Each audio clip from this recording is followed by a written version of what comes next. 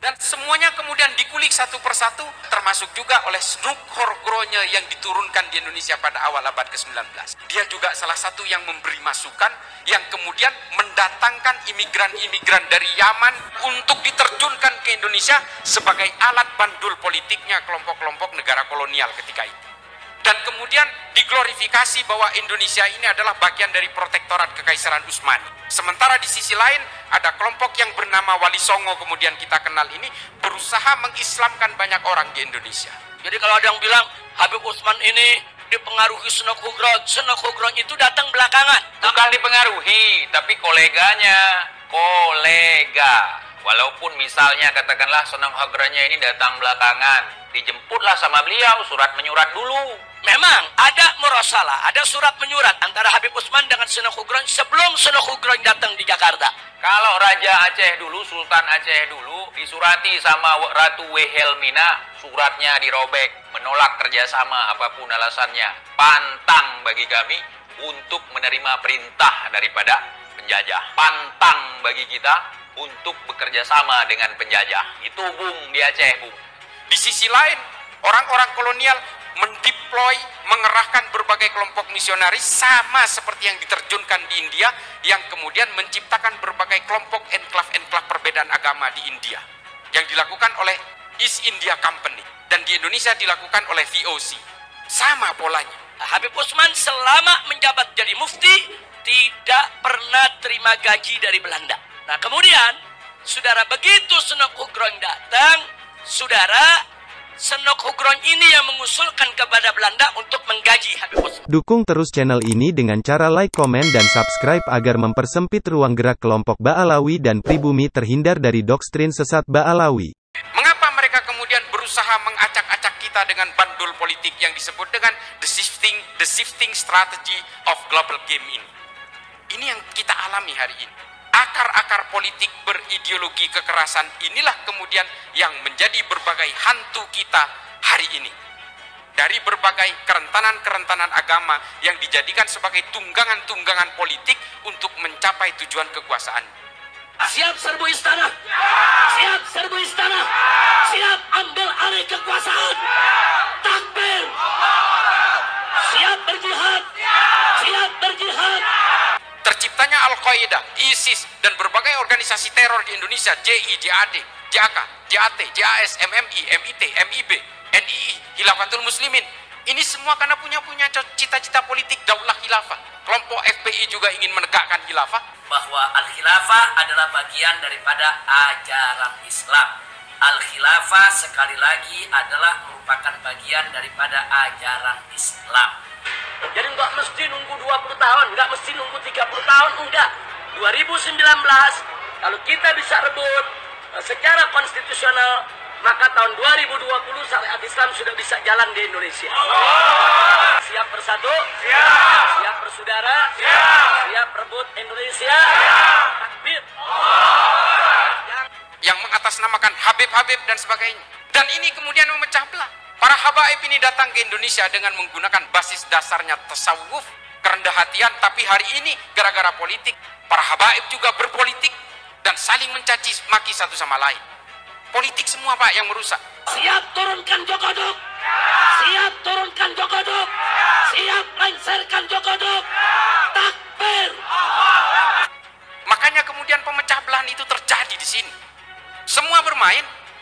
Dan kita semua hari ini orang-orang Islam yang betul-betul bego, mau aja dikasih infiltrasi ideologi semacam ini.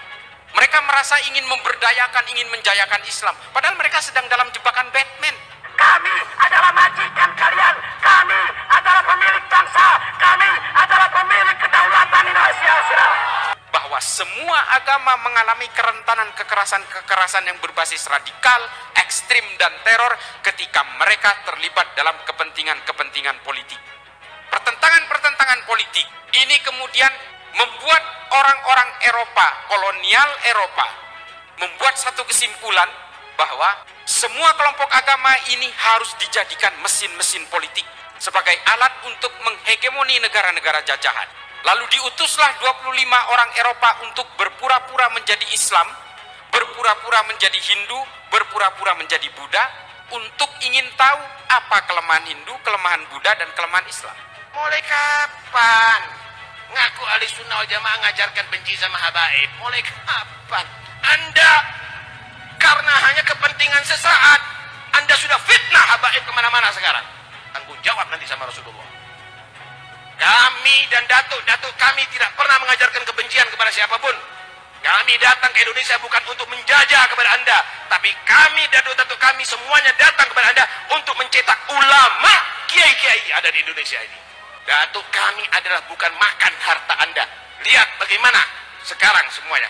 Anda muhibbin, Anda cinta kepada habaib, Anda ada di sini. Tapi habaib bagaimana menghargai Anda? Dipotongkan kambing 100 lebih untuk Anda. Anda datang ke sini bawa apa? Paling gula 1 kilo.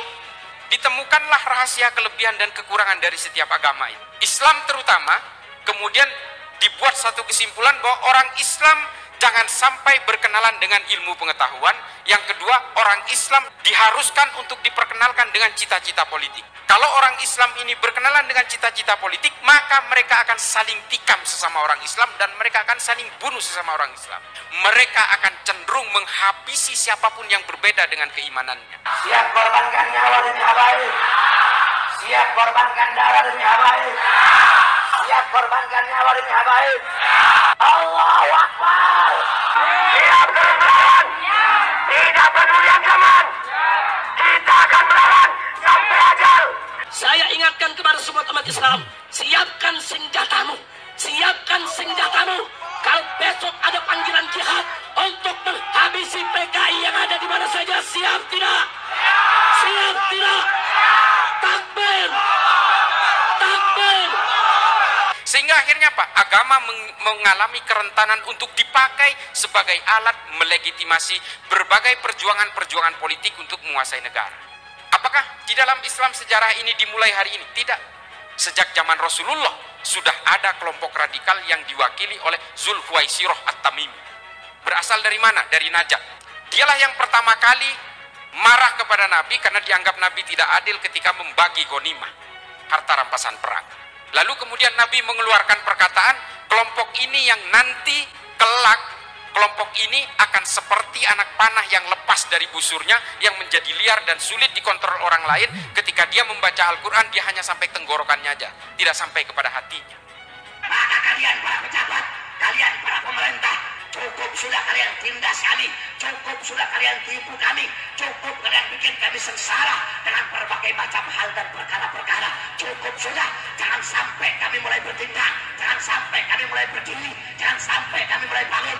Kalau sudah hilang kepercayaan kami sebagai rakyat kepada kalian para pejabat, maka jangan salahkan kami kalau kami gulingkan kalian dari kursi-kursi pemerintahan. Saya mau tanya, Aswaja siap bersatu tidak? Aswaja siap bersatu tidak? Siap habisi aliran sesat? Siap habisi PKI? Siap habisi Kristen radikal? Takbir! Kelompok ini kemudian membesar, diteruskan oleh Amir bin Bakir At-Tamimi, kemudian diteruskan oleh Abdurrahman bin Muljam At-Tamimi. Inilah kelompok yang disebut dengan kelompok Khawarij. Mereka akan menjadi kerikil dalam sepatu setiap kekuasaan siapapun. Dia tidak akan berhenti sampai dia sendiri yang berkuasa. Tapi memang Tuhan tidak pernah memberi izin dia untuk berkuasa sampai hari ini. Kalau kemudian kelompok-kelompok sayap kanan, ekstrim kanan seperti ini tidak pernah berkuasa dan tidak pernah menang pilpres di Indonesia, berarti Tuhan masih menyayangi bangsa ini. Berita-berita bohong, fitnah, adu domba, caci maki, luar biasa. Alhamdulillah bisa ketangkep yang menyebarkan fitnah. Itu namanya Muslim Cyber. Koordinatornya Habib bin Ahlul Bait. Salaman, cium tangan. Saya mau salaman sama Habib itu. Namanya Muhammad Lutfi Al-Habsyi dari Tebet. Itu koordinator penyebar fitnah adu domba. Mau cium tangan? Habib mau cium tangan? Yan dong. Kiai-kiai santri berbian orang nggak sorban nggak cium tangan. Mulai kapan? Nggak baca kitab ente? Nggak baca kitab? Mau sok jadi kiai? Bukan kiai ente. Palsu kau. Wallahi palsu. Kamu yang menyesatkan umat. Kamu yang menyesatkan umat. Nggak usah diikuti model demikian. Nggak usah diikuti model demikian. Jadi kalau ulama dulu, nasionalisme, pendeta, pastor, memutuskan bahwa Pancasila ini adalah wadah bersama, ini nggak salah, Pak. Secara genealogis ini mengakar kepada pemikiran berbagai agama. Saya mengatakan bahwa Islam tidak pernah punya sejarah politik yang gemilang, tidak pernah. Kalau Nabi Muhammad jangan dibaca. Nabi Muhammad ini punya sifat maksum, dihindar dari kesalahan.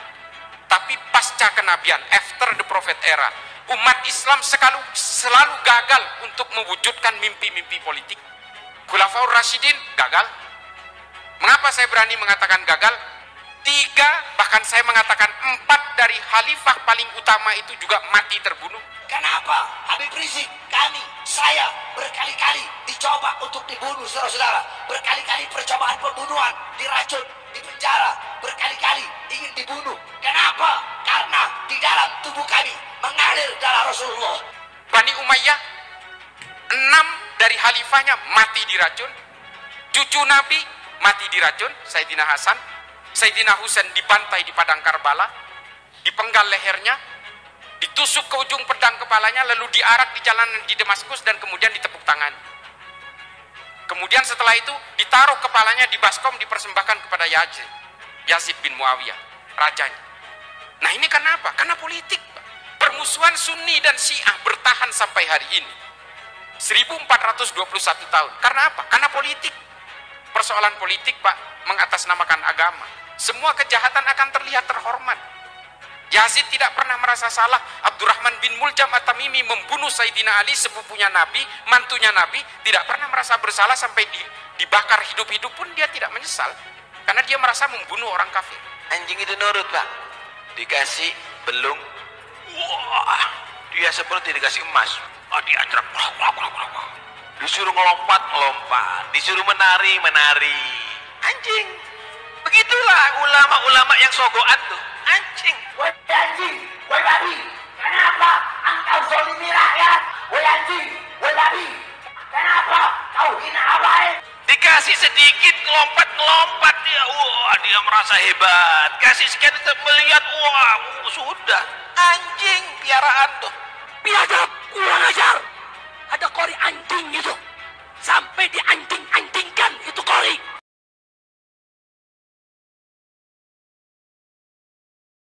Semua agama diturunkan oleh Allah, oleh Tuhan, ketika manusia sudah lalai dalam kemanusiaan dan kedamaian.